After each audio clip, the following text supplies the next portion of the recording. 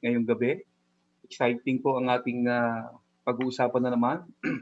Sana ay samahan niyo po kami sa magandang topic na amin pong inihanda sa inyo this evening. Okay?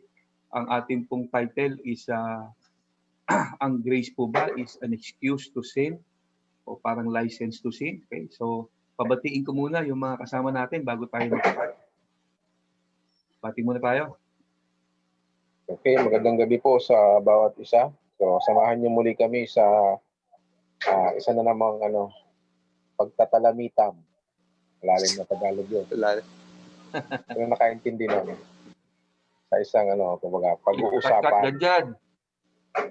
So, kung ngayong gabi ay sana po hanggang sa matapos ito ay nandyan kayo nang sa ganun ay mapagpala po tayo. Bawat isa. Magandang gabi po. Magandang gabi po sa inyo lahat, mga kapatid. At yung mga nanonood ngayon, makikinig. Samahan niyo kami sa talakayan ito at para po masagot yung mga ilang katanungan niyo na talaga bang license to sin itong grace teaching. Pastor? Okay, so is grace a license to sin? Yan po yung ating pag-uusapan ngayong araw, ngayong gabi na to. One time, meron akong isang experience, maikwento ko lang. Actually, hindi ko ito personal experience, naikwento lang din sa akin ng isang kapwa manggagawa sa Panginoon na nasa Grace Community rin. Siya daw ay umattend sa isang pastoral meeting, tapos merong isang pastor na late sa meeting. Okay, sobrang late yata nung pastor na dumating. More than higit kumulang isang oras late yung pastor na dumating. Pagdating ng pastor, nagpaliwanag naman siya at ang sabi ng pastor, pasensya na kayo, meron lang akong inasikaso sandali, kaya medyo na late. Ngayon, sabi ng kapatid nating pastor na nasa Grace Community, sabi niya, Pastor, okay lang yan. Total, under grace naman tayo. Tapos, nung marinig yun ng ibang nasa meeting na pastor, sabi dun sa pastor na yun, alam mo Brad, yan ang hirap sa mga grace teaching eh. Porkit nasa grace na tayo, pwede na tayong mali. Okay? Porkit nasa grace na tayo, pwede na tayo maging pasaway. O porkit nasa grace na tayo, pwede na tayong magkasala. Ganun yung dating, no? Kayo ba, meron ba kayong mga experience na ganyan na parang ang dating sa ibang mga Christians, yung message of grace ay parang license to sin. Meron ba kayong experience? Ma-share niyo naman kahit konti. Ako, konti lang talaga. Sige nga. Konti lang, pero marami na rin na nagsabi sa akin na may danger nga daw yung aral ng grace. Actually, pag pinag-usapan yung grace, ang lagi kong binabanggit sa kanila ay New Covenant. So, kasi hindi kasi familiar sa iba yung New Covenant eh. Sabi ko, wala tayo sa Old Covenant gaya ng iniisip ninyo. Parang kagaya noon, no, 'di ba, yung malilate. Kapag sa iba kasi yun, nahatulan ng lane eh. Di ba? Para ang laki na ng problema mo sa Diyos, ang laki na ng kasalanan mo. So, ang sinasabi ko, wala kang respeto sa Diyos, yung gano'n.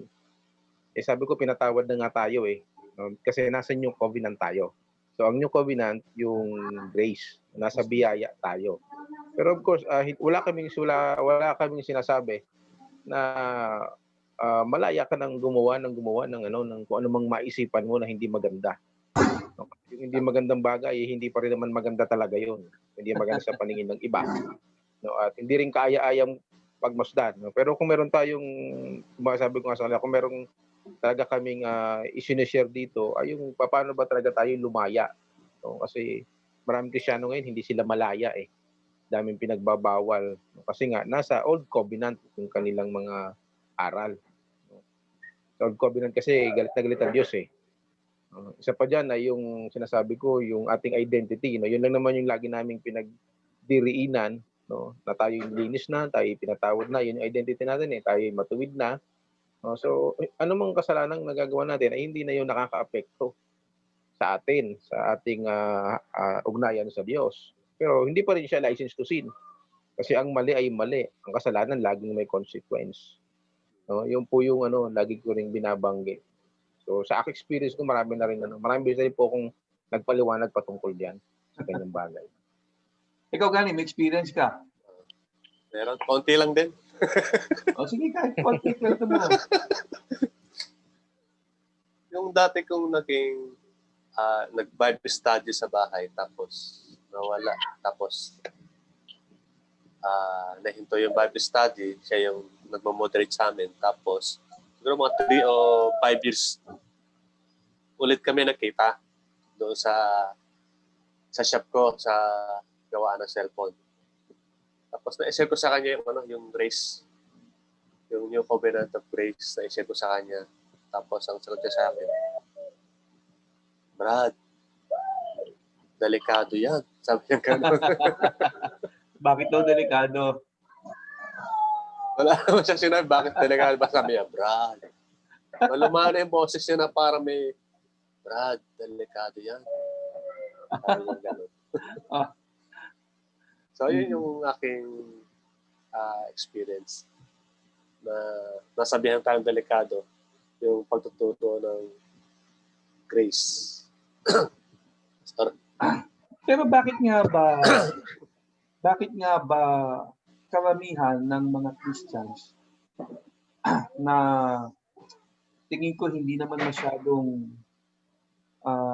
pinag-aralan pa o naintindihan, o sabihin natin hindi pa nabigyan ng panahon para mapakinggan yung talagang mensahe ng New Covenant of Grace.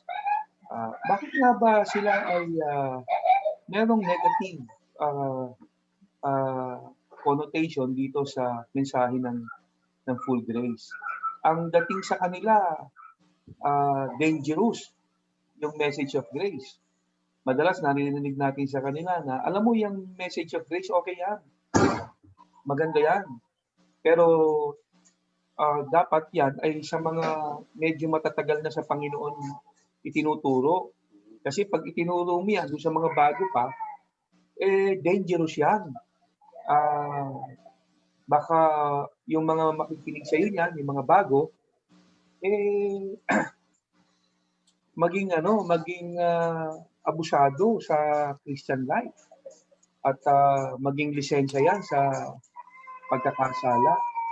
So sa tingin ko, kung tama yung teaching, gaya ng sabi nila, okay yan, maganda yan.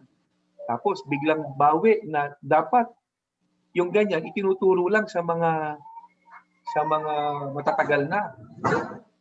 Kung tama yung teaching, bakit sa matatagal lang dapat ito? Ba't hindi doon sa mga bago? 'Di ba? Kasi kung tama ang teaching, dapat sa lahat ng Christian, mapabago o matagal na, pwede siyang ituro. 'Di ba? Hindi mo po pwedeng sabihin na okay yung grace. Maganda yan. Pero wag mong ituturo yan sa mga bago kasi dangerous. Okay? So bakit ganon? Bakit pag sa matatagal na hindi dangerous, tapos sa mga bago dangerous? Okay? So kung tama yung turo, naniniwala naman sila tama, hindi ako sang-ayon na doon lang sa mga matatagal na dapat ituro at sa mga bago hindi pa. Kasi kung tama yung turo, dapat siyang ituro sa mapaluma o mapabagong Kristiyano. Tama ba? Sang-ayon ba kayo doon? Opo. Di ba? Ano masasabi niyo doon? Para nilang sinabi na pagbagong mananampalataya, huwag mong turuan na siya ay pinatawad na ng kasalanan. Diba? Parang ganyan yung sabihin, di ba? Oo. Pagkabagong Kristiyano, huwag mong sabihin na siya ay malaya na. No, pinalaya na ng Panginoon sa kautusan. No, huwag niyong sabihin yun. Huwag niyong sabihin na yung kanyang kaligtasan ay meron ng katiyakan. Parang yung ibig nilang sabihin. Yun lang naman ang message ng grace eh. Diba? Tama. Ikaw Gani, ano masasabi mo ron? Dahil sa Kasi tinuturo natin yung total forgiveness. Pinatawad na tayo sa lahat Lahat ng ng kasalanan. ating kasalanan. Yung past, present, tsaka yung future Future sins. sins. Oo. Pwedeng iyon. Kaya nasasabi nila na dangerous. Pero hindi naman gano'n ang turo ng Bible Ah, hindi naman yun talaga ang itinuturo ng Biblia about sa grace of God, sa biyaya ng Diyos. Iba siguro baka chismis lang Hindi, at O saka kaya yung iba haka-haka. tsaka yung sinabi mo naman, hindi naman din natin inimbento yon. Yes, Yung amen, Pastor. tayo ay pinatawad na sa lahat ng kasalanan, past, present, and future sins.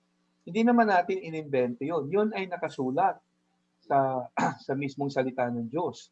Okay? Malinaw yung yung Colossians chapter 2 verse 13b. Sabi doon, He forgave us all our sins. He forgave, past tense. How many sins?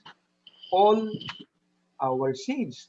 So lahat ng kasalanan natin. And how many is all? Pag sinabing all, kasama yung future. Kasi hindi naman po pwedeng hindi kasama yung future sa all. Kasi kung hindi kasama yung future doon sa all sins, hindi siya all. Tama? Sa 1 John chapter 2 verse 12, sinabi rin ni Apostle John yon na I write to you, my children, so that you may know that your sins have been forgiven on account of His name. So hindi naman natin siya inimbento na ang Christians ay 100% completely forgiven. Okay? Sa Hebrews chapter 10, ganun din, di ba? By one offering. Yung isang sakripisyo ni Christ na yon na ibinigay niya sa krus. It was good for all time. Yun yung sinabi ng Hebrews chapter 10. It was good for all time. Yung one sacrifice na yun ni Christ. So, what is time? Time is past, present, and future. So, yung one sacrifice ni Christ, good for all time, ang scope nun ay forever. So, tayo ay napatawad sa lahat ng kasalanan. At dahil doon, posible, tama yung sabi ni Gani, iniisip ng iba na kapag yan ay itinuro mo sa mga miyembro, dangerous yan. Dangerous. Kasi baka mag-asal demonyo yung mga mga miyembro mo kapag ka itinuro mo yan. Okay? Sangayon ba tayo ron na mag-aasal demonyo yung Joel, ano ba sabi mo ron? Ako po kasi ang nakita ko nung pinakitaan ng Grace yung umakyat sa puno. 'Di ba? Zacchaeus. Si Zacchaeus. Oo, si Zacchaeus. Zacchaeus umakyat na ang Diyos hindi naman siya magpaplano, hindi niya gagawing magpakita ng kabutihan, ng kabaitan o nung biyaya niya na talagang wala kang mapaglagyan para bigyan ka ng lisensya sa kasalanan. Yun ay nais niyang ipakita yung kabutihan niya sa iyo, yung kanyang biyaya, para yun ang tumulak sa iyo na maging maging mas kumbaga para makita mo yung kabutihan niya yun ang tumulak sa iyo na mas lalo kang maging mabuting tao. Kumbaga lalo kang sumunod dun sa kalooban niya, no? Kasi kung dangerous na yung aral ng grace, yung grace na pinakita ng Panginoon kay Zacchaeus, sana yun ay nagkaroon ng maling epekto sa kanya. Pero yung kabutihan ng Diyos, ng Panginoon na ipinakita sa kanya, yung naging response niya, diba? Yung yaman niya, ipinagkamudmura niya, no? Yung binayaran niya yung naging generous, no? mga nagrabyado niyang tao. No? Oo, bumait. Bumait. Yun dapat yung maging Ang problema talaga, wala naman doon sa aral ng grace Kasi yun yung ginawa ng Panginoon para sa atin Mabait naman talaga ang Panginoon mabuti siya Yun yung message ng grace. Yun yung message ng yung covenant. Problema ng tao kung mali yung magiging response niya. Na posible. Na posibleng umabuso ang tao. Oo. Pero wala dun sa grace ang problema. Wala dun sa aral na yon. Kundi yung response ng tao na kung siya, pipiliin niya sa kabila ba na naging mabuti ang Diyos sa kanya, yung nakita niya na pinatawad sa kanyang kasalanan, gagawin niyang dahil pinatawad na ako, dapat pwede na akong gumawa ng kasalanan o gagawin ko bang dapat yun mas lalong humipo sa puso ko para ako maging lalong mabuting tao, maging maayos na Kristiyano. Oo. Di ba? So, nasa ano yun? Walang danger dun sa aral ng New Covenant ng grace. Walang pong danger dun. Ang danger na dun sa tao na depende kung paano niya itatrato yun. Kung tama yung puso niya na maging mag-response ng maganda, yun ang kalooban ng Diyos, di dapat maging mas maayos siya. Pero kung siya ay talagang likas na abusado, ay problema niya yun. Wala yun sa hindi yung problema ng aral ng grace kasi nasa Bible naman eh. At porkit hindi may abusado o may mang-aabuso doon sa grace ng Panginoon o sa message of grace, ibig sabihin mali na yung aral. 'Di ba? Kasi talagang sadyang may abusado, hindi naman natin ikakailayo. Pero hindi porkit may mga abuso doon sa mensahe ng grace, mali yung teaching. Dani, anong masasabi mo ron? Wala namang grace preacher o grace pastor na nag-preach ng nagturo na total nasa biyaya na tayo, under grace na tayo, malaya na tayong gumawa ng kasalanan. Ayos. Sa'yo, amen, pastor. Magagaling Hindi naman ako nakarinig sa'yo na sa pag-preach mo ng about grace, pinagagawa mo kami ng mga kasalanan. Oo. Tsaka si Joel, malamang magsilayasan mga miyembro noon. Di ba, Joel, nagsabi ka na, kahit kay Brother Joel, hindi ko naman siya naringgan na malaya tayong gumawa ng kasalanan. In fact, sinabi nga niya last week, pasalamat tayo sa Diyos kapag nakagawa ka ng kasalanan, kung sakali, dahil 2,000 years ago, pinatawad na tayo ng Diyos. At pag nagpasalamat ka, magbago ka. Di ba yung sabi mo last week? Brother Joel, sabi niya, salamat ka, tapos magbago ka. So, hindi natin tinuturuan ng member ang mga tao nakikinig na gumawa ng kasalanan. Ang tinuturo natin, kung ano sinabi sa Bible, na tayo pinatawad talaga ng Diyos 2,000 years ago, pamamagitan ng ating Panginoon sa Kristo. Tama. Siguro dapat maging maliwanag sa mga nakikinig din, especially sa aral ng grace message. Tayo, ito yung sinasabi natin at ito yung hindi natin sinasabi. So siguro, doon sa ito yung sinasabi natin, tayo ay naniniwala secure ang kaligtasan natin. Hindi nawawala ang kaligtasan. At hindi naman natin inimbento yun. Ang daming verses sa scripture ang magpapatunay noon. Okay? Napakarami. Okay? Nandiyan yung sinabi ni Lord na no one can snatch you out of my hand. Okay? At napakarami pang iba. Hindi ko na lang maalala yung eksaktong mga chapter and verses ng nagpapatunay na tayo ay eternally secure. Okay? Pero pinaka reason kung bakit tayo naniniwala that we are eternally secure, yung issue ng forgiveness, na tayo ay completely forgiven. Kasi kahit may mga verses na nagsasabi na tayo ay eternally secure, posible kasi na merong mag-misinterpret noong mga verses na yon. Okay? Kagaya nung no one can snatch you out of my hand, yung kinote ko kanina. So sasabihin ng iba, no one can snatch you out of Jesus' hand. Pero kung ikaw mismo ang aalis, no? Ikaw yung kakawala. Diba? So parang ganun yung sinasabi nila, ikaw mismo yung kakawala. Parang mas pinaniwalaan nila na, although wala naman sa Bible yung posibilidad na gano'n, pinaniwalaan nila na kayang kumawala ng Kristiyano sa kamay ng Panginoon. Okay? But point is, ang pinakamalaking batayan natin, why we believe in eternal security, na tayo ay ligtas na hindi mawawala ang kaligtasan, is yung issue ng forgiveness. Kasi kung merong isang kasalanan pa sa buhay natin, ang hindi pa napapatawad, o kung yung mga future sins natin na magagawa pa ay hindi pa rin siya napapatawad pa, meron tayong magiging malaking problema. Wala tayong assurance of salvation actually. Kung yung mga future sins natin na magagawa ay hindi pa rin kasama doon sa mga nabayaran at napatawad na ng Lord. So tayo kasi, kaya tayo naniniwala na tayo ay ligtas na at hindi nawawala ang kaligtasan natin, is because of the fact yung forgiveness na na-receive natin ay kumpleto. 100%. Okay? Past, present, and future sins. Yung nga yung kino-quote natin sa Hebrews 10 kanina, na isang sacrifice lang yung binigay ni Jesus nung siya'y namatay sa cross, at ang scope nun is good for all time. Okay? Sa Hebrews chapter 10. So, malinaw yon. At dahil doon, ito nga yung iniisip ng marami. Oo, hindi nga kayo nagtuturo na pwede ka nang magkasala. Okay? Kasi under grace ka. Pero, ang iisipin ng mga miyembro, dahil pinatawad na pala tayo sa lahat ng ating mga kasalanan, pwede na akong gumawa ng kasalanan. At teka muna, hindi yun ang sinasabi namin. Ito ang sinasabi namin. Tayo'y ligtas na, hindi mawawala ang kaligtasan, dahil doon sa ginawa ni Kristo na tayo ay pinatawad sa lahat ng kasalanan. Ito yung sinasabi natin. Ito yung hindi natin sinasabi.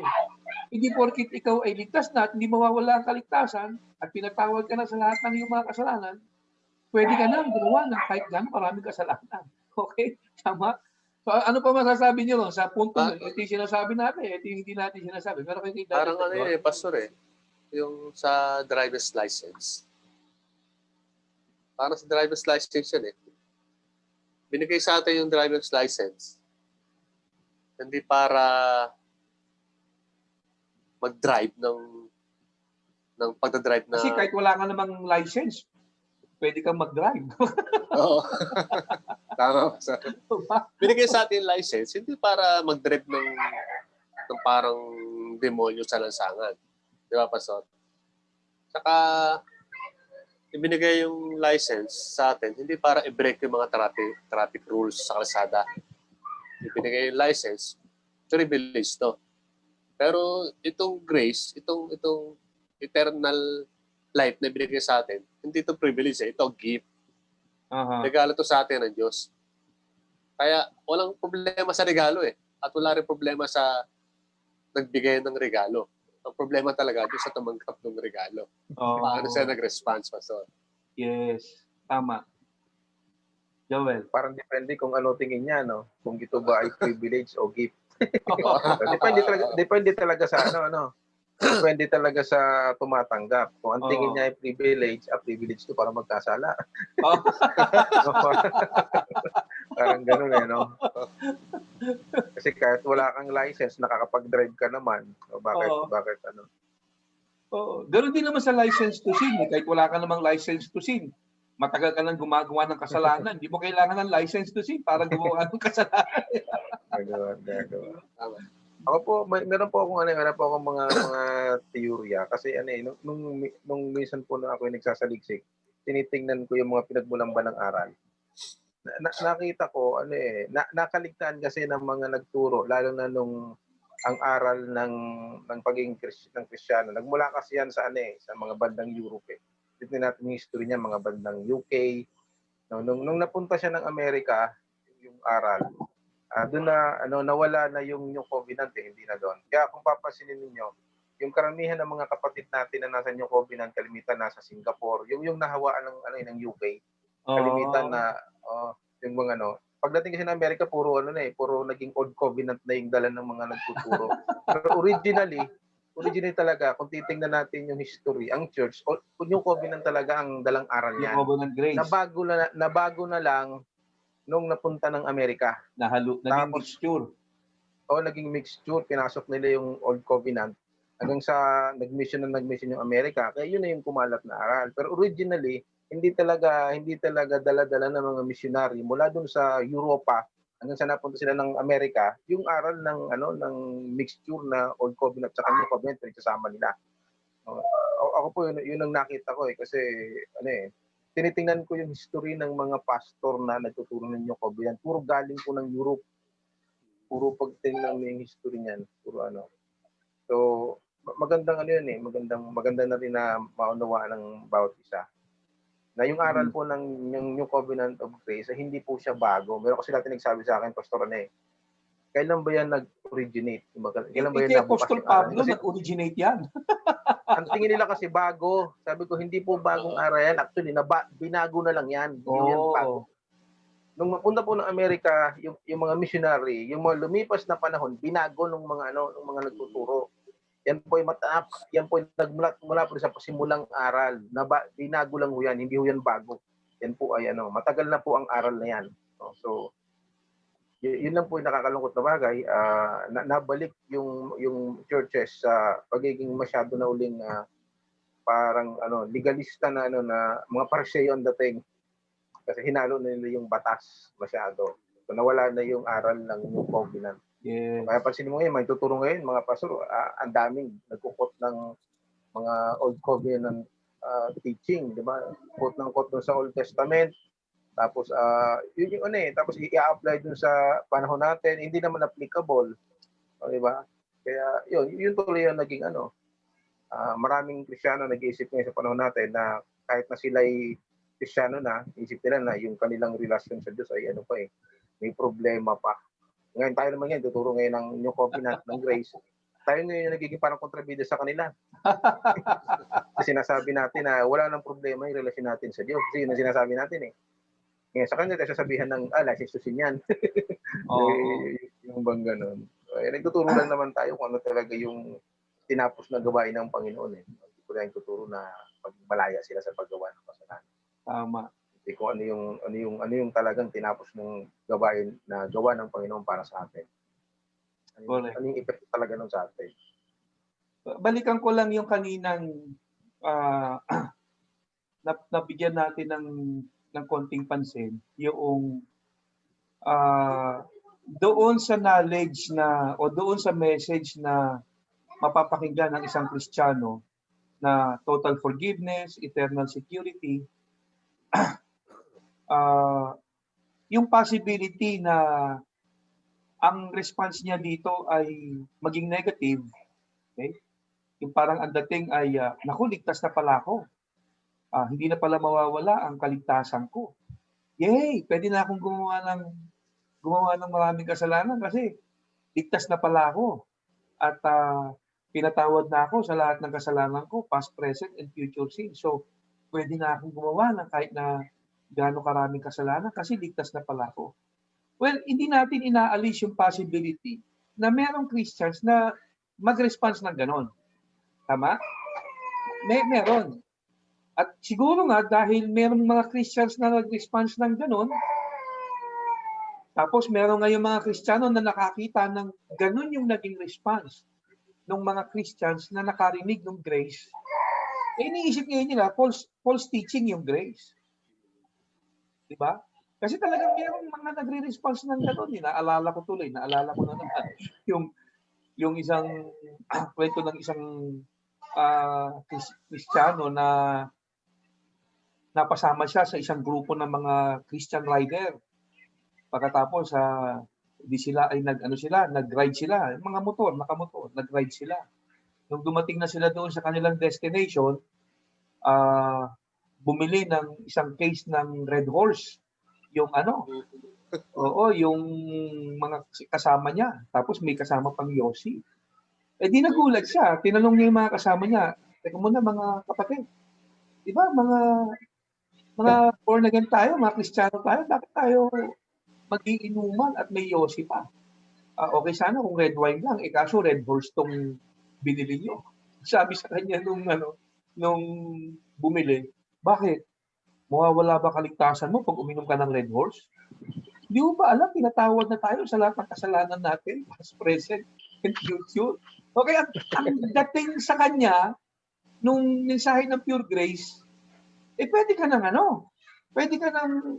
gumawa uli ng mga ganong klaseng mga bagay. Okay? Nagulat ngayon yung kapatid na yon. Kaya ngayon, naisip din niya na ganito siguro ang mensahe ng grace na tinuturo sa church nila. Pwede ka na gumawa ng kasalanan. Pero sabi nga ni Gani, wala naman siyang nakita pa so far. Okay, kung meron man, sana ay wala talaga, na isang grace preacher na magsasabi sa mga congregation nila na tayo ay pinatawad na sa lahat ng ating mga kasalanan, past, present, and future sins, hindi na mawawala ang kaligtasan natin, kahit anong mangyari, hindi na mawawala. Okay, sige mga kapatid. Pwede na tayo mag-asal demonyo lahat. Okay, wala namang ganun. Pero, posible, yun ang maging interpretasyon ng ilang mga nakikinig ng message of grace. Pero hindi yun ang sinasabi natin. Okay? Ang sinasabi natin, oo, totoong pinatawad ka na sa lahat ng kasalanan mo, past, present, and future sins, at ikaw ay hindi na mawawala ang kaligtasan mo kahit anong mangyari. Pero hindi natin sinasabi na pwede ka nang mag-asal demonyo, gumawa ng sangkatutak na kasalanan. Okay? Kasi possible na gano'n na maging response ng isang tao, hindi natin madidina yun. Pero ang dapat na response ng isang Kristiyano sa ganung mensahe, yung katulad ng response ng babaeng makasalanan sa gospel, kung nare-recall ninyo yung storya, doon sa Luke chapter 19, yung inimbitahan si Jesus ng isang pariseo, si Simon, pagkatapos nag-gate crash yung isang sinful woman, isang prostitute, tapos umiyak sa paa ni Jesus. At nahugasan niya yung nabasa ng gusto yung paa ni Jesus, tapos pinunasan niya ng buhok. Nag-react si Simon doon. Sabi ni Simon, isip-isip niya, kung itong si Jesus propeta, ba't niya hinahayaan tong babaeng ito? Di ba? Yun yung kanyang nasa isip. Tapos ang ginawa ni Jesus, ginrab ni Jesus yung opportunity na yon para ituro kay Simon ang isang napakahalagang aral patungkol sa grasya, patungkol sa grace. At sabi ni Jesus kay Simon, Simon, may kukwento ako sa iyo. Merong dalawang tao nagkakautang sa isang lalaki. Parehas hindi makabayad. Yung isa, ang laki-laki ng utang, 500 dinari. Yung isa naman, 50 dinari lang. Kung i-equivalent natin yan, yung 500 dinari, kasi ang 1 dinari is one day wage. Okay? So that is, pumapatak, 500 times 500, nasa 250,000. Okay? Tapos yung isa naman, 50 dinari lang. So yung isa may utang na 250,000, yung isa naman, napakaliit lang. Parehas hindi makabayad. Sabi ni Jesus, nung hindi makabayad yung dalawa, kinancel na lang yung utang nila parehas. Okay, wala na kayong utang na parehas. Tapos tinanong ni Jesus si Simon. Simon, sabi niya, sino sa palagay mo ang magmamahal ng higit sa kanilang dalawa doon sa lalaking pinagkautangan nila?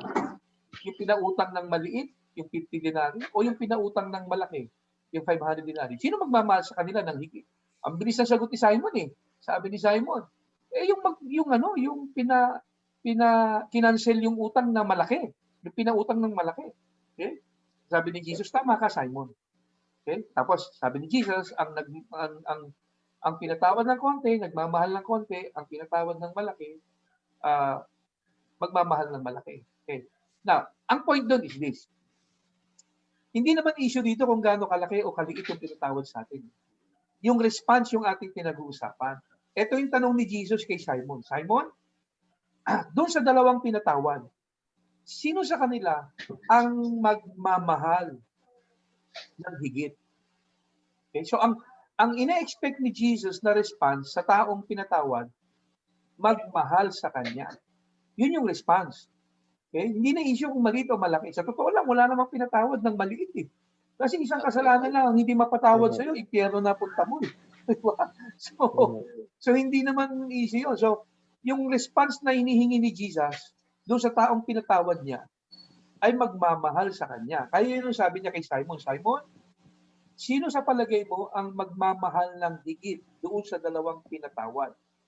So, ang tamang response dapat ng mga Kristiyano na naka-experience ng forgiveness sa Panginoon, mahalin ng Panginoong Jesus. Kaya lang, sad to say, meron talagang hindi ganun ang response. Tama? Meron ganun eh. Yun ang nakakalungkot doon. Ano masasabi niyo doon? Ang tamang response, mag-serve sa Diyos. Magandang response ninyo. Ng forgiveness. Kasi total forgiveness yun eh. Dapat nga, pag narinig mo yung ganong paturuan, ma-amaze ka dun eh. Di ba? Amazing yun eh, Pastor. Yung Amazing grace. No? Amazing grace. Yeah. Yung patawari ka sa lahat ng kasalanan mo na hindi mo pa nagawa. Amazing yun. Nakakamangha yung ganong aral. So wala sa aral ang problema, wala sa gift ang problema. Tama yun. Yung nasa taong tumanggap ng forgiveness, ng regalo. Pastor. Yung tingin ko yung kung sasabihin nila na may danger doon sa magiging response ng mga tao na nakakapakinig ng grace kasi baka maging license to sin. Ay, akin po sa obserbasyon ko, magturo ka ng grace, magturo ka ng law, ang response ng tao parang may mali. Di ba po? Diba? Sa ano na, maging ano lang tayo, mag-real talk na lang tayo. Diba? Real talk na lang natin. Matagal na rin naman tayo nagturo ng mixture eh. Diba? Oo. Nagturo din tayo ng araw ng Oo. nagsama natin yung grace at saka yung law. Ang response ng tao, ganun pa rin eh. Tama. Diba? Kahit na sila takutin mo na kayo'y parurusahan ng Diyos, ang response nila mali pa rin eh. Ganun pa rin. Hindi pa rin naman natakot yung tao eh. Ganun pa rin eh. O ngayon, Gusto nagturo ka gumawa ng grace. talaga eh, no? O kung gusto gumawa talaga, turo ka ng grace, ganun pa rin.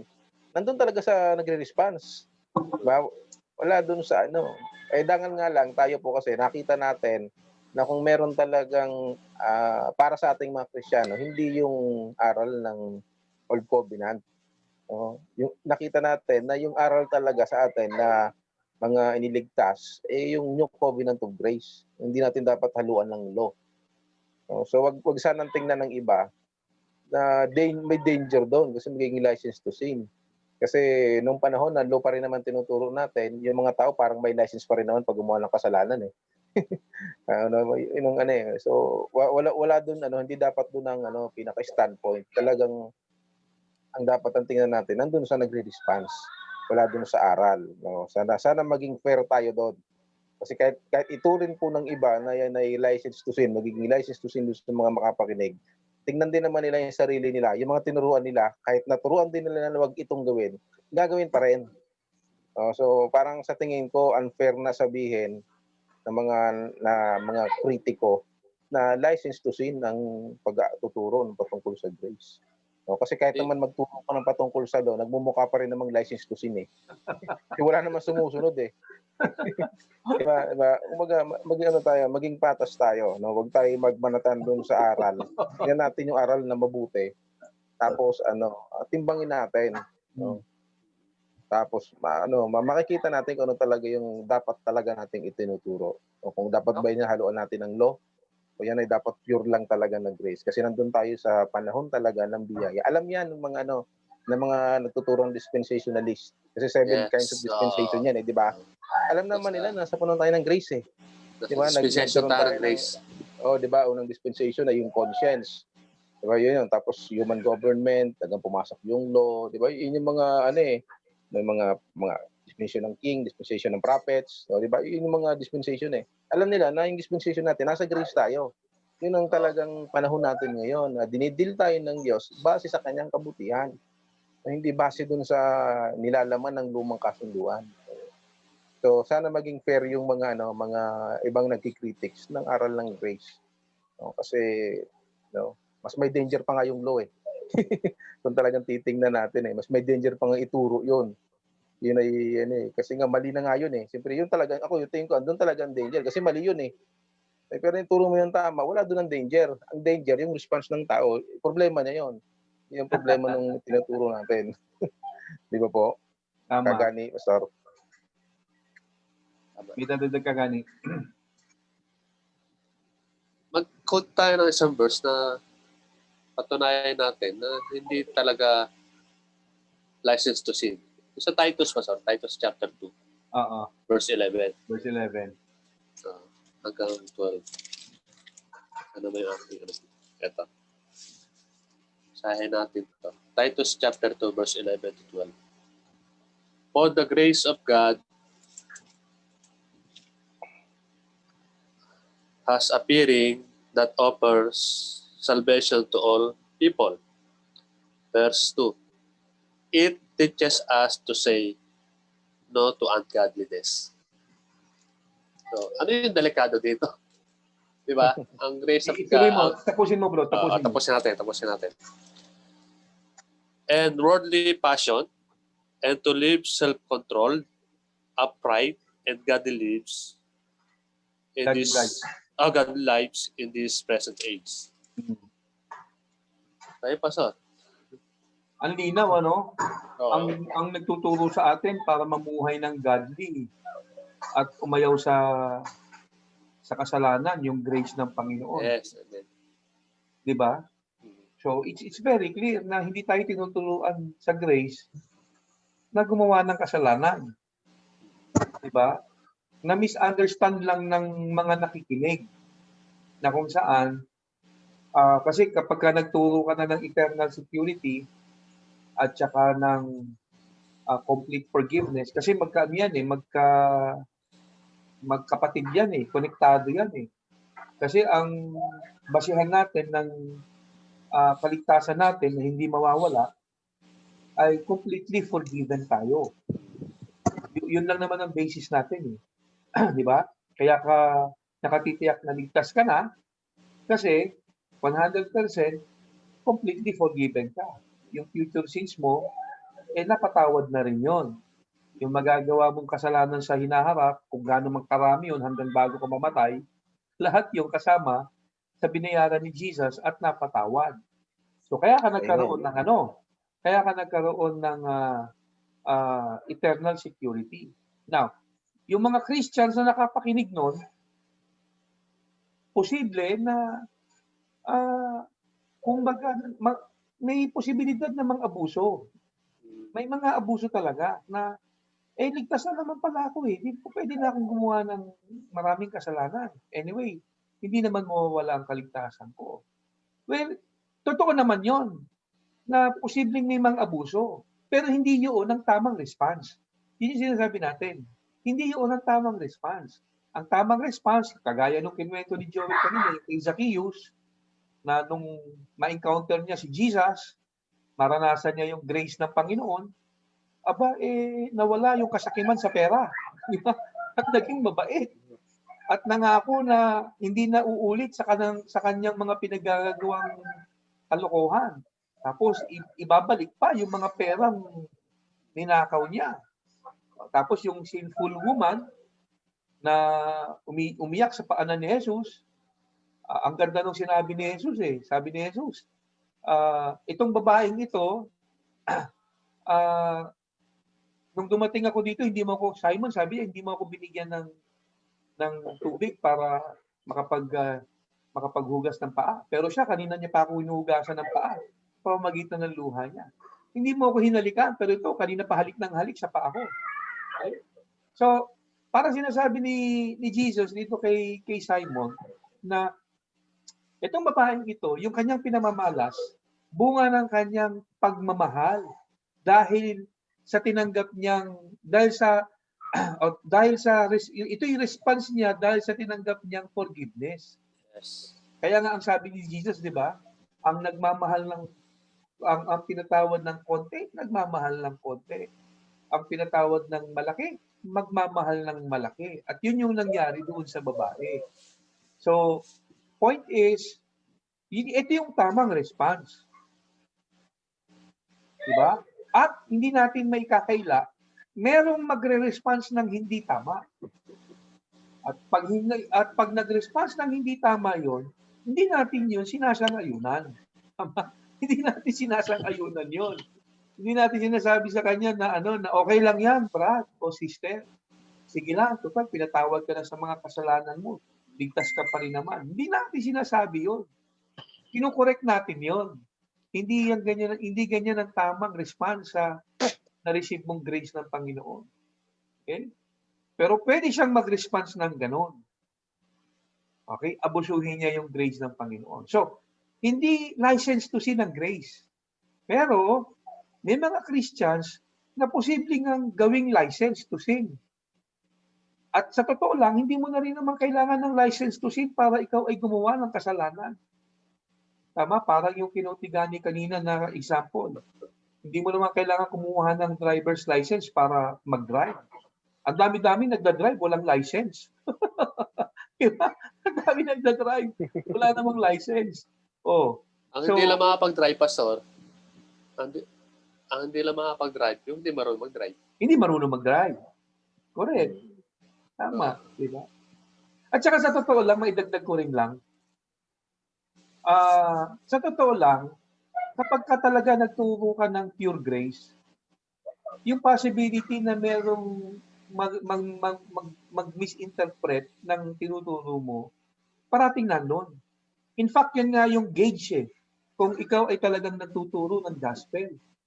Okay? Kasi ang gospel is the gospel of grace. Kapag hindi ka nami-misinterpret na ikaw ay nagtuturo ng license to sin, sa totoo lang, hindi mo talaga naituturo ng maayos yung gospel. Merong isang famous na theologian iko-quote ko lang, ano pangalan nito? Martin Lloyd Jones.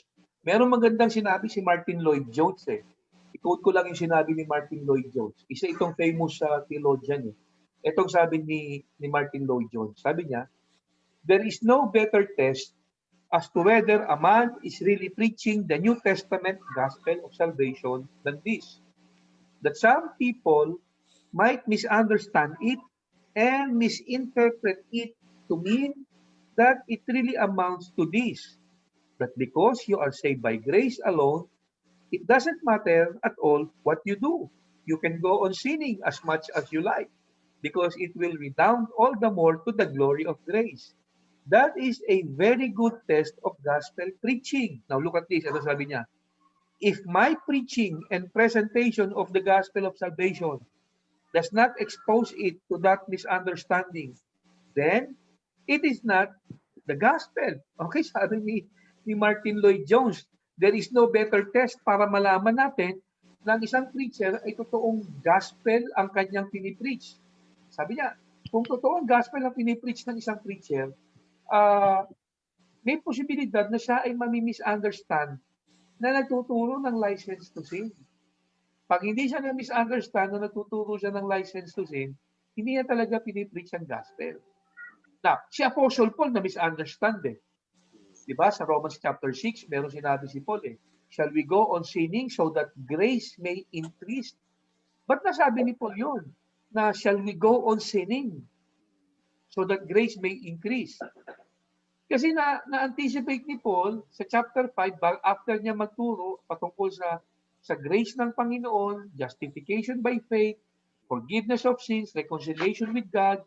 After niya magturo noon, na-anticipate ni Paul, baka isipin ng mga taong ito na pwede na tayong magkasala kasi under grace tayo. Kaya sabi ni Paul sa Romans chapter 6, sa verse 1, shall we go on sinning so that grace might increase? Hindi naman masasabi ni Apostle Paul yun kung hindi niya naisip na posibleng yung mga nakinig sa kanya ma-misinterpret na siya ay nagtuturo ng license to sin. So therefore, normal lang pala na kapag ikaw ay nagturo ng pure grace, possible na mayroong mga Christians na nakikinig sa iyo na ma-misunderstand ka na nagtuturo ka ng license to sin. Kasi pag hindi ka na-misunderstand na nagtuturo ka ng license to sin, hindi mo talaga ipinipreach yung pure gospel. Okay? Yun yung sabi dito ni Apostle Paul.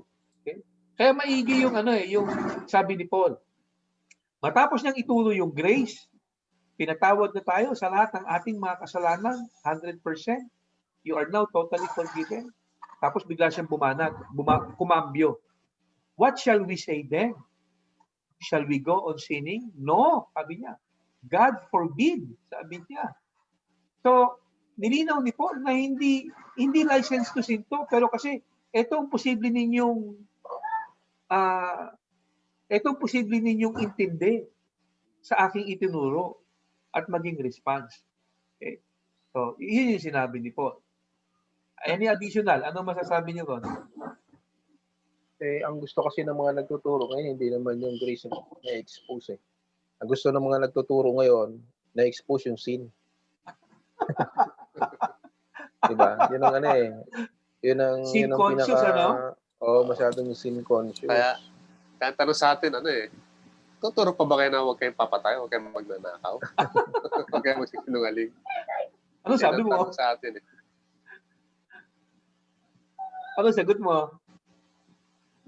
Ako, tinuturo namin, pero hindi ganon. Hindi ganon yung pagtuturo.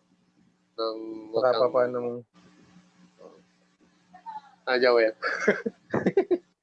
Alam mo sa totoo lang, natatawa ako sa mga ganyang Sa mga, hindi naman nothing against doon sa madalas nagtuturo ng ganyang mga mensahe, no?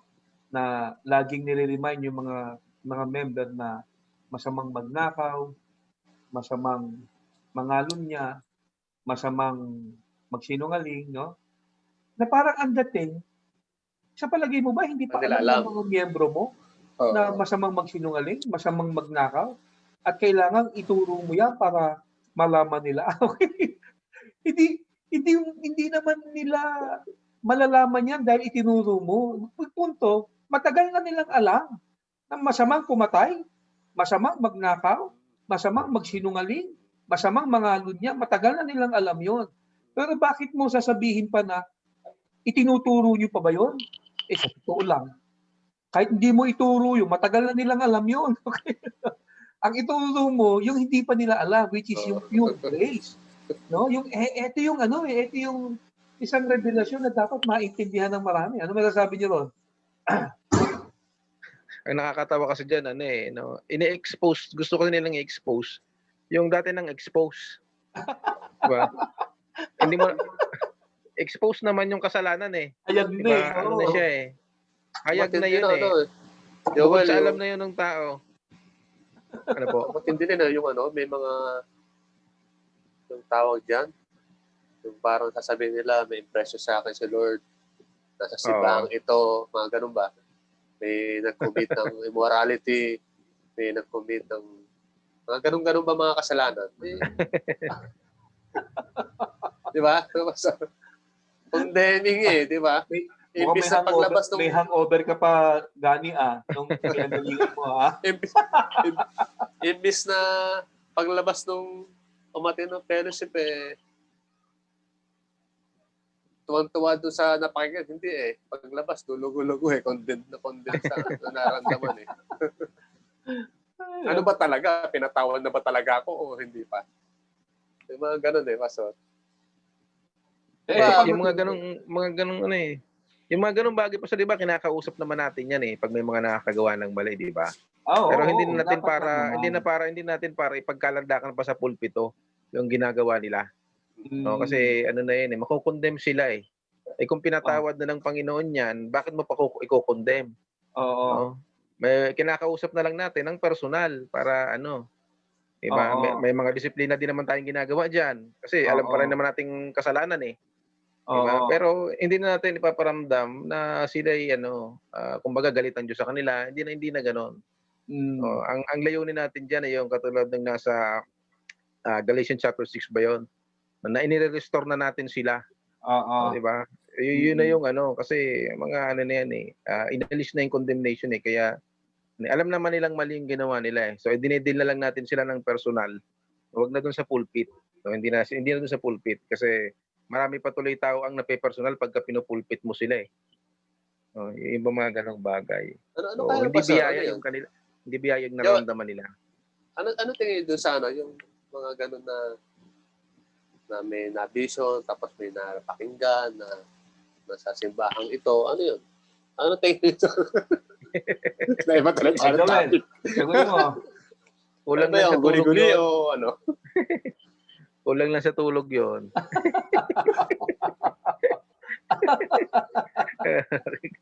Nag-hallucinate na. Ang dami pang revelation na lumalabas ngayon samantalang kompleto na yung revelation ng Bible. Basta't extra biblical data, medyo dangerous kasi. Hindi naman natin dinideny sa Bible, may mga istorya na kung saan may mga nakakita ng vision, di ba? Kagaya ni Peter, ni Paul. Kaya lang, ang problema kasi sa panahon natin ngayon, minsan hindi mo naman talaga alam kung yung mga pinagsasabi ng ilan totoo Baka naman bunga lang yan ang iyong alalahanin kung ano-ano na yung mga nakikita mo Di ba? So, a point is, para mas maging safe tayo, andyan na kasi ang Bible, kumpleto na Yan yung full revelation ng salita ng Diyos. At yan ang nag-iisang authority, yung salita ng Diyos. So, hindi tayo dapat lumabas pa sa salita ng Diyos. Kumpleto na siya Di ba? Minsan, ito problema. Yung vision o yung dream, yun na nagiging mensahe. Okay? Naalala ko one time, meron nag-preach na pastor. Sabi niya, okay mga kapatid, Itong mensahe ko, itong mensahe ng Panginoon sa atin ngayong umaga. Ang isinare niya, yung panaginip niya. Yung kanyang dream. Oo. So, imbis na siya ay mag-quote ng Word of God, i-expound yung salita ng Diyos na binasa at ma-interpret ng maayos at i-deliver sa tao, hindi yun ang mensahe. Yung panaginip niya kagabi, yun ang kanyang pinreach. Okay? Ito yung Tungkol sa kasalanan panaginip yun. ko. So, Tungkol sa kasalanan, Pastor. hindi ko na masyadong matandaan. Pero point is, you are not preaching the gospel kasi we are called to preach the gospel, not your dream. Okay? Diba?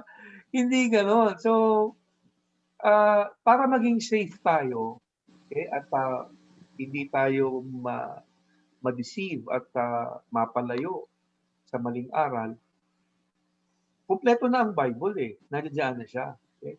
At since tayo ay nasa ilalim ng New Covenant, dapat lang naman siguro na bigyan natin ng konsiderasyon at pansin.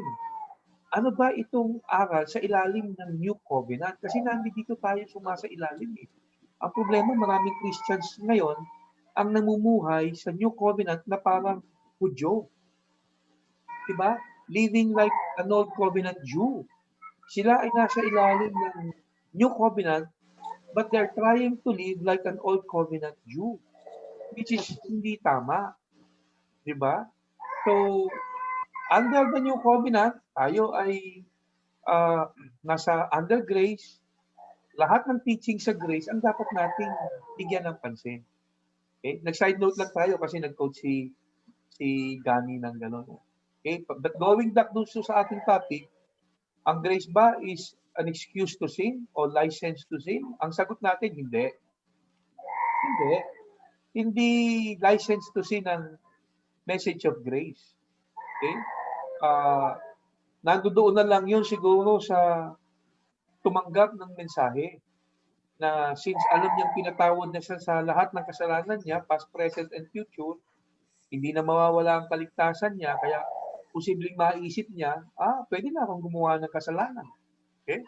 Pero nasa kanya naman yun. Okay? Sa totoo lang, nasa kanya yun. Pwede niyang gawin yun. Pero hindi natin inaayunan yun. Tama? Hindi natin inaayunan yun. Kasi in the first place, wala naman sigurong matinong Kristiyano na gugustuhin niyang lumaro sa kasalanan at saktan niya ang kalooban ng Panginoon, di ba? Kasi hindi naman napiplis ang Diyos sa kasalanan eh. So wala namang matinong Kristiyano na gano'n. Hey, pinatawad na ako sa lahat ng kasalanan ko. Yay! Pwede na akong gumawa ng isang katutak na kasalanan. Pag ganyan ang response ng isang Kristiyano, something is wrong. Yes.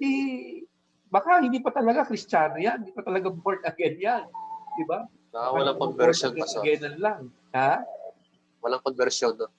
Wala talaga. Okay? Wala. At kung sakali man na born again din talaga at mang-abuso siya, yun ang sinasabi natin, response niya yun eh. Pero hindi natin yun inaayunan. At hindi license to sin ang mensahe ng grace. Ito ang mensahe ng grace. Pinatawad ka na sa lahat ng kasalanan mo, hindi na mawawala ang kaligtasan mo, yun ang mensahe ng grace. Pero hindi sinasabi ng grace na, since pinatawad ka na sa kasalanan mo, hindi na mawawala ang kaligtasan mo, pwede ka na magkasala. Hindi ganon. Kasi ang inaasahan naman ng Lord na maging response mo ay yung gratitude. Yung mahalin mo rin siya. Paglingkuran mo rin siya. Kasi yun naman ang normal na reaction eh. Di ba? Anong matatawag mo sa isang taong matapos mong ginawa ng mabuti? Hindi ka man lang sinuklian ng kabutihan. Di ba? Walang kwentang tao. Di ba? Take for example, yung ginagawa ni Manny Pacquiao na pagtulong sa mga walang-wala. Yung mga, alala ko, di ba? Yung sorbetero, natandaan niyo yun? Yung nagtitinda ng ice cream na binless ni Pacquiao. Binigyan ng 30,000, binigyan ng bahay. Okay? Nagkaroon bigla ng sariling bahay at lupa. Tapos binigyan pa ng trabaho kasi bawal na nga siya mainitan, gawa ng na-stroke pala. So imagine mo yung tao na yan. Na out of, ganun, hindi naman niya kilala si Pacquiao eh. At hindi rin, I mean, kilala niya si Pacquiao dahil sikat si Pacquiao. Pero si Pacquiao, hindi naman siya kilala. Hindi siya kilala ni Pacquiao, hindi alam ni Pacquiao yung background ng mamang yun. Pero binigyan siya ng bahay at lupa, 30,000, binigyan ng trabaho. Deserving ba ng mama na bigyan ni Pacquiao? Hindi. Yun ang grace. Ngayon, what if isang araw, tinawagan ni Pacquiao yung mamang yun para pumunta ng bahay at may papagawa siya? Sasabihin ba nung mamang yun, yung ice cream vendor na yun na tinulungan ni Pacquiao na bigyan ng bahay at lupa, 30,000, tapos bigyan ng trabaho? Sasabihin ba ng mamang yun matapos sabihin ni Pacquiao na, Manong, pwede ka bang pumunta dito sa bahay, pagagawa lang ako sa'yo? Sasabihin ba nun na Sir Manny, pasensya ka na, busy ako ngayong araw na to eh. Pagka ganun ang response nun, tawag natin doon. Diba? Walang utang na loob yun. So, ganun din sa Panginoon. Matapos ka bang patawarin ng Diyos sa lahat ng kasalanan mo, at ikaw ay bigyan niya ng ganong klaseng blessing, biyaya, anong response mo sa Kanya? Diba? Babaliwalain mo rin ba siya? At ikaw ay mag-aasal demonyo? So, hindi rin. Ang proper response talaga, positibo. Mahalin mo rin siya. Tama? Okay, closing remarks tayo. Ano masasabi niyo dyan sa topic natin? Ako po, masabi ko, yung message po ng grace, ng New Covenant, para paganain po, pagaanin po yung ating kalooban. Bigyan tayo ng kapayapaan, bigyan tayo ng pag-asa. Yun po yung mensahe ng grace. Pero hindi po para magkaroon ng lisensya sa paggawa ng mali. No? Sana po mahiwalay natin yung dalawang aspeto na yon. Kung nagkakamali man ng isang tao, hindi yon dahil sa may nagturo sa kanya ng grace. Kundi, diba? Hindi yun. Kundi, yun talaga yung kalikasan ng kanyang katawang lupa. So, nakakagawa po ng mali ang tao. Pero yung grace, binibigyan niya tayo. Wag isisi sa nagturo. Wag din isisi doon sa mismong turo. Yung mismong itinuro. Wag isisi doon. Kasi ang mensahe nga nun, pag-asa, biyaya, pag-asa, kapayapaan. Yun ang mensahe ng grace eh. So, kapayapaan ng kalooban. Nagkamali tayo, pero tayo pinatawad. Yun yung pag-asa. Pero hindi po siya desensya sa kasalanan. Sana mapaghiwalay natin yung pagiging tao ng isang tao at yung kabutihan talaga ng Diyos bilang siya ay Diyos. At sana po manuwan to ng bawat isa, na maintindihan to ng lahat. Ito po sinasabi namin na patungkol po sa grace. Para nang sa ganun ay yung pong kaliwanagan na pagtanto namin na aming natagpuan, nalaman, ay malaman din po ng lahat. Amen. Yun po yung nagbibigay ng kapayapaan ng ating kalooban. Especially sa harapan ng Diyos. Yun po yung mensahe ng grace. Gani. Ang message ng grace, God's idea. Hindi natin idea. Hindi idea ng tao. Ito yung tinuturo kasi ng Bible eh. Yung completely na pinatawad na yung ating kasalanan. Eternally, forgiven na tayo. So, yun ang tinuturo ng Bible. Di ba amazing yun? Ewan kung bakit hindi ba sila na-amaze doon? Amazing yun eh, no? Amazing yun. Kaya ewan kung bakit amazing grace eh. Kaya nagkaroon ng kantang gano'n, di ba? Amazing grace. I am forgiven. Di ba? Kung tutusin niya, kahit nga pumaling ka sa Old Testament, yung awa ng Diyos, di ba, araw-araw nire-refresh yun. Kumbaga araw-araw siyang pinagdiriwang, di ba, doon sa lumang tipan, yung awa ng Diyos. Di ba, yun ang awit ni David eh. Kaya kahit araw-araw mo siyang isipin na ako'y pinatawad, yun yung magandang bagay. Kaya kahit nga ulit nating nasasabi, kasi yun talaga yung dapat araw-araw nagbibigay ng lakas sa atin eh. Yung grace eh. Kasi it is new every morning eh. Di ba? Yun yung lagi yung bago. The steadfast love of the Lord. Andyan yung buhay natin. Kaya yan po isang napaka-mensahe na napakaganda. No? Hindi naman sa binabaliwala natin yung kasalanan. Yung kasalanan ay natiling kasalanan niya. Doon tayo pumoko sa kabutihan ng Diyos. Alam mo kasi na subject tayo sa failure. Di ba, Pastor? Sabik tayo Oo, sa tao pelo. tayo eh. Oo, tao tayo na, sabik tayo dun eh. Talagang babaksak at babaksak kahit na gaano ka katino. Sabik tayo dun. Kaya nga, amazing yun. Amazing. Amazing Wala na talaga. akong masabi, kundi amazing. Ako naman, it is new every morning, no, di ba?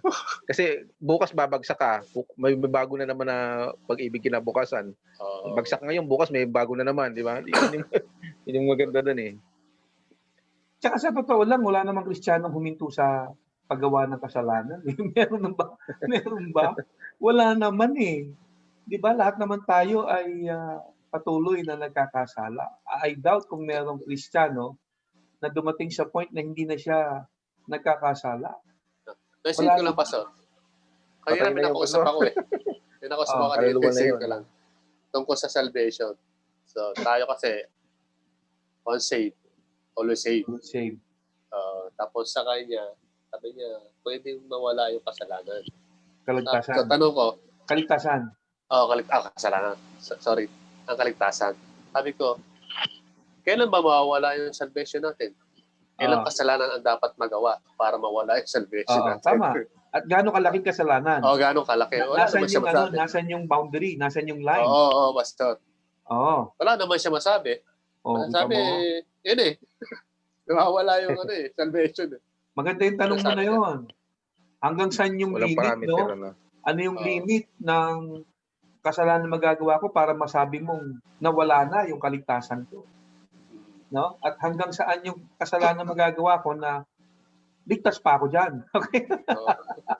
Diba? Yung bang pag tumingin ako ng mahalay sa isang babae, ligtas pa ako. Tapos kapag nag-commit ako ng adultery, yung act, doon mawawala. Okay? So, parang merong degree.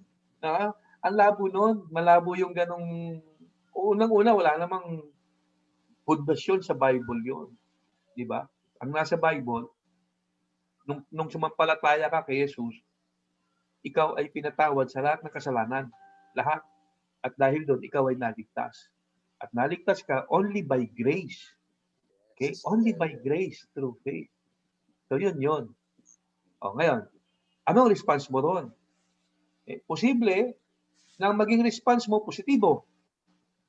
Dahil niligtas ako ng Panginoon, pinatawad sa lahat ng kasalanan, Lord, mamahalin kita. Yung isa naman, posible rin, pinatawad na ako sa lahat ng kasalanan ko. Hindi na mawawala ang kaligtasan ko. Di pwede na akong gumawa ng maraming kasalanan. Posible rin yun. But then again, hindi yun ang ating tinuturo na pwede ka nang gumawa ng kasalanan. Pero pwede mong maging response yun. At kung yun man ang maging response mo, hindi natin yun sinasang-ayunan. Correct? At posible din, hindi siya ligtas. At posible rin na hindi siya born again. Posible rin. Alam mo kasi, Pastor, no? Kung pag gano'n kasi, parang ano ba talaga? Ligtas na, ililigtas pa lang o maliligtas pa lang? Parang ang labo ng Magulo. Magulo yung teaching na yan. Anyway, so paalam na tayo at sana ay na-enjoy ng mga kasama nating nakinig yung ating mensahe ngayon, yung ating discussion ngayon. Paalam na tayo at medyo gumagabi na. Paalam na po. Yun lang. Kita po tayo sa mga susunod na linggo para po sa isang pag-aaral patungkol sa biyaya ng Panginoon. Salamat po. Salamat po sa inyong pakikinig at pagsama sa amin. So, suggestion po namin, yung mga preaching ni Pastor o yung mga napakinggan nyo rito, pakinggan natin ng buo. Tsagain natin kung bawat tuman ay isang oras. Tsagain natin para makita natin na hindi talaga kami nagtuturo ng license to sin. Ang grace. Pastor. Amen. So sana po naging malinaw sa mga nakinig ng forum na to na ang mensahe ng full grace ay hindi nagbibigay ng license to sin. Okay? Nami-misinterpret lang na ganoon, but we are not teaching the congregation that they are now free to sin. Hindi po ganoon.